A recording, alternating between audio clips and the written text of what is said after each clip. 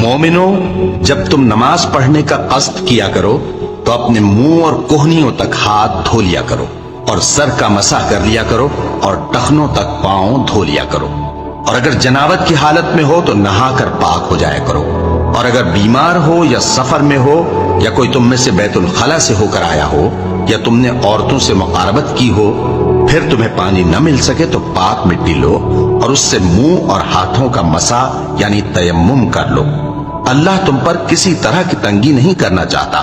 بلکہ یہ چاہتا ہے کہ تمہیں پاک کرے اور اپنی نعمتیں تم پر پوری کرے تاکہ تم شکر کرو۔ اور اللہ نے جو تم پر احسان کیے ہیں ان کو یاد رکھو، اور اس کے عہد کو بھی جس کا تم سے قول لیا تھا، یعنی جب تم نے کہا تھا کہ ہم نے اللہ کا حکم سن لیا اور قبول کیا۔